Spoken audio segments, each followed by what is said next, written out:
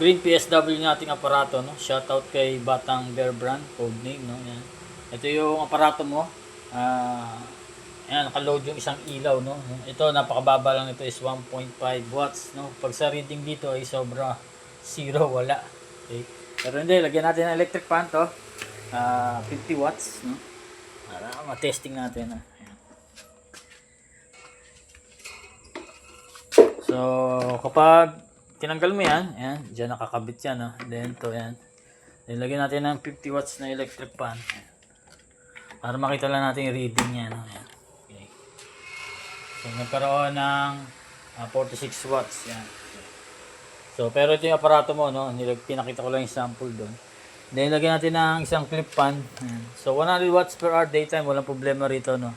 Lalo na kung full charge yung battery mo. Then, pwede ka mag-washing machine dito dahil pure sine wave na nga yung inverter mo at hindi ganun kalakas yung ugong kapag pure sine wave, no? Okay na yan sa mismong mga motor, no? Compare sa mga modified natin, no? May malakas ang ugong kaya pang electric fan lang yun. Pag ni-washing mo yun, malakas na masyadong ugong.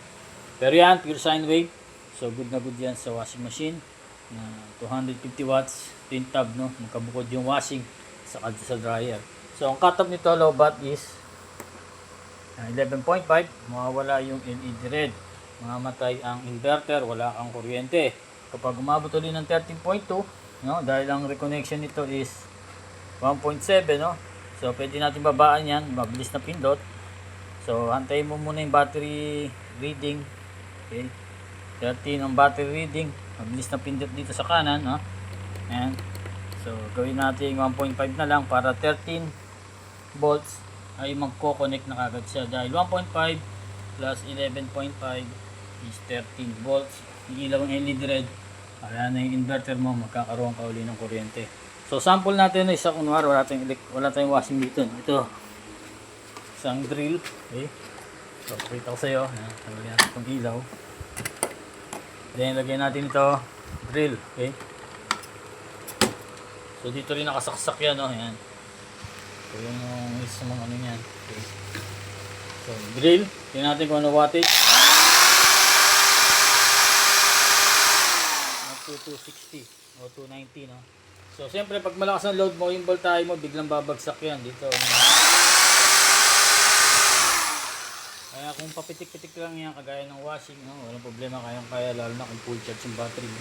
So 30 Ah lang yung battery ko dito, pwede na yan.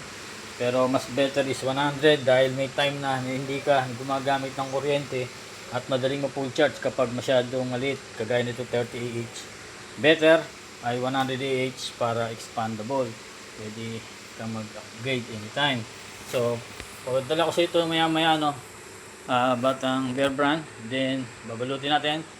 Then, ito yung paano i-off, no. Unahin mo yung solar panel. Okay, mawawala yung solar panel, no. So para maiwasan yung masira yung SCC agad, kailangan solar panel lang unang i-off. Then yung inverter, then yung battery. Okay? So nawala na rin yung reading ko rito. Ayan. So kapag i-on mo naman, no, naikabit mo na yung cable mo sa battery, oh, kinaklam mo lang, no, positive to negative. So bago niya ikabit, tingnan niyo maigi, no. Ang red is positive, may color coding naman yan. Huwag niyo pagbabalik ta rin, lalo na dito sa battery, no. Makikita niyo kay positive. May mga color naman din yung battery nyo. Then mayroon ding symbol na positive, ganyan. So once na mabaliktad nyo, maaaring di gumana yung aparato nyo.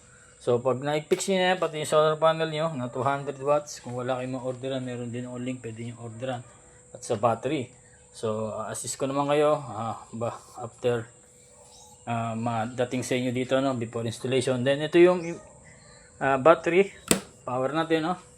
Naayos mo na yung mga wire, battery muna, lalabas yung battery reading, then solar panel, okay. So nag-charge na yan, kita mo tumas kagad yung voltahe, then yung battery, inverter, no. So mataas ang voltahe ko kaya gumana agad yung mga load ko, yan. Okay. So magkabukod ng inverter, no, power ng inverter, kita mo, pabukod dyan. So pwede kang mag pure charging lang, yan, katulad yung nangyayari dyan, no. Pure charging lang siya. Then pag may gusto mo na mag-load, yan, para mo, yan. Okay. So magkakaroon ulit ng kuryente yan. So pasipin na sa ito yung mga Batang Bear Brand. Salamat ulit sa pagtitiwala. at God bless.